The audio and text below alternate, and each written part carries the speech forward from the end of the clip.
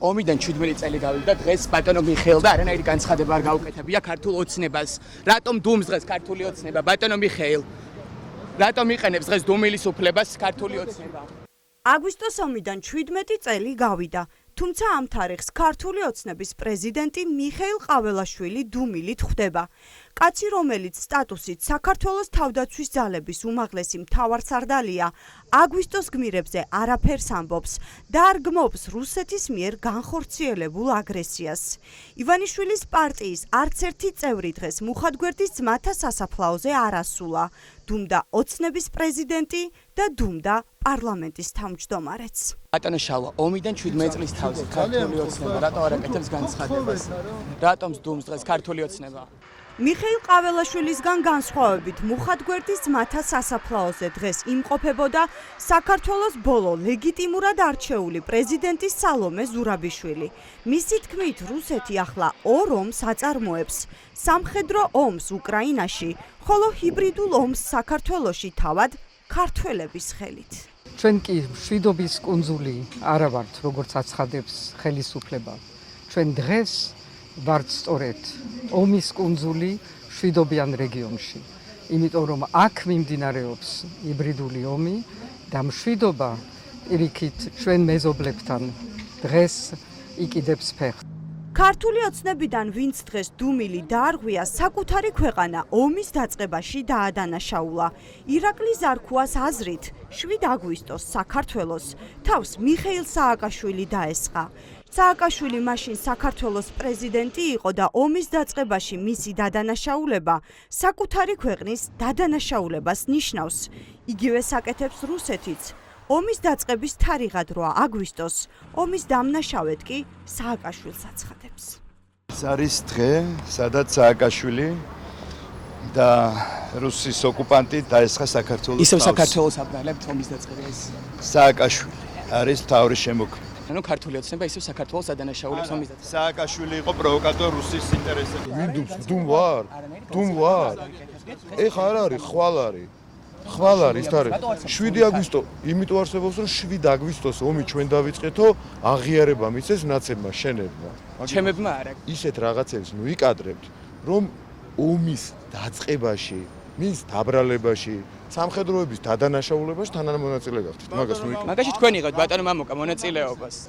ქართული ოცნებისგან განსხვავებით მუხათგვერდის ძმათა სასაფლაოზე აგვისტოს ომის გმირებისთვის პატივის მისაგებად ოპოზიციონერი პოლიტიკოსები მივიდნენ. მათ გულზე გმირების ხსოვნის სიმბოლოდ ქცეული წითელი ყაყაჩო ჰქონდათ დამაგრებული, რომლის მნიშვნელობაც წლების წინ ბიძინა ივანიშვილმა არც კი იცოდა. ოპოზიციაში აცხადებენ, რომ ქართული ოცნების მთავარი რუსული დავალება ახლა ომის საკუთარი ქვეყნისთვის დაბრალებაა და სწორედ ამ მიზნით შეიქმნა პარლამენტში, მათ შორის წულუკიანის საგამოძიებო კომისია. როდესაც გვეუბნებიან, რომ ბოდიში გვაქვს მოსახდელი, ვისთან აქვს? ედიკა კოკოიც უნდა მოუხადო ბოდიში თუ ვალოდია პუტინს. აი ამ ბიჭების გმირები არ გვჭირდებაო და ანწუხელიძე. ხო, ეს ისტორიული გმირია, ეს მარტო საქართველოს გმირი არ არის, რაც ამ ადამიანმა ჩაიდინა. ჩვენ 17 წლის თავზე კიდევ ერთხელ ნათლად დავინახეთ, როგორ ასამართლებს რეჟიმი გმირებს და როგორ ეძახის, რომ ეს ყველაფერი მოჩვენებითი იყო და პიარისთვის იყო თურმე ყველაფერი და არა მათი ღვაწლის დაფასება, არა გმირების დაფასება. ხელისუფლებაში მოსვლის დღიდან ქართული ოცნების მთავარი პოლიტიკური ამოცანა იყო საქართველოსათვის დაებრალებინა ამ ომის დაწყება. გამოეცხადებინა თითქოს საქართველო იყო აგრესორი საკუთარ მიწაზე და არა რუსეთი. ჩვენ ბოდიში მოსახდელი არავისთან არა გვაქვს და ჩვენი გმირები, როგორც სამწუხელიძე ასევე დანარჩენი ვიქნებიან ყოველთვის გმირები. მათ ვერ დააკნინებს ვერავინ და ვერასდროს. აგვისტოს ომის გმირებს პატივი მიაგეს დღეს საქართველოს სხვადასხვა კუთხეებში. სამოქალაქო აქტივისტებმა ცოცხალი ჯაჭვის სოფელ ხურვალეთში გააკეთეს და გადმოფინეს ბანერი წარწერით არასოდეს. აჭარაში იმყოფებოდა ლელო ძლიერი საქართველოს წევრები, რომლებმაც აგვისტოს მემორიალი ყვავილებით შეამკეს. ნაციონალური მოძრაობის თავმჯდომარემ კი სოფელ ალვანიდან გიორგი ანწუხელიძის მემორიალიდან ქართულ ოცნებას კიდევ ერთხელ უთხრა, რომ ანწუხელიძე უკვდავია. ქალაქში კი, რომელიც 17 წლის წინ რუსული ჭურვებით იმბობებოდა, გამოჩნდა გიგანტური ბანერები „ნაომარი ქალაქი ბოდიშს არ იხდის“. უნდა გვახსოვდეს, რომ საქართველოს ყველა კუთხემ უზარმაზარი მსხვერპლი გაიღო ამ ბრძოლაში, მათ შორის აჭარიდან დაიღუპა 17 მებრძოლი ამ სამამულო ომში. ჩვენ უნდა გვახსოვდეს ასევე, რომ 2008 წელს ჩვენ ვიბრძოდით საქართველოს თავისუფლებისთვის, საქართველოს ევროპული მომავლისთვის. დიახ, ანწუგელიძე გმირია, ის უკვდავია და სწორედ ისე, როგორც მან არ დაიჩოქა მტრის წინაშე, ისე არასოდეს დაიჩოქებს საქართველო შიდა თუ გარე მტრის წინაშე. დღეს აგვისტოს ომის გმირებს პატივს მიაგებდა და რუსეთის აგრესიას გმობდა ყველა ქართული ოცნების გარდა, როგორც ქვეყნის შიგნით, ისე ქვეყნის გარეთ. ამერიკის, დანიის, საფრანგეთის, ლიეტუვას, ესტონეთის თუ სხვადასხვა ქვეყნების დიპლომატები და პოლიტიკოსები საქართველოს სუვერენიტეტის და ტერიტორიული მთლიანობის მტკიცე მხარდაჭერას და თანადგომას გამოხატავდა. 7 აგვისტოს რუსეთსა და საქართველოს შორის 2008 წლის აგვისტოში ომის დაწყებიდან 17 წელი შესრულდა. ევროკავშირის ერთგულება საქართველოში კონფლიქტების მშვიდობიანი მოგვარების მიმართ კვლავ ურყევია. ვგმობთ რუსეთის გადაწყვეტილებას აფხაზეთისა და სამხრეთ ოსეთის ოკუპირებული თვითგამოცხადებული რეგიონების ეგრეთ წოდებული დამოუკიდებლობის აღიარების თაობაზე და მივიჩნევთ, რომ ამ რეგიონებში რუსეთის სამხედრო ძალების განგზობადი ყოფნა არღვევს საერთაშორისო სამართალს და ეწინააღმდეგება 2008 წლის 12 აგვისტოს მიღწეული 6 პუნქტიანი შეთანხმების შედეგად რუსეთის მიერ ნაკის რვალდებულებებს.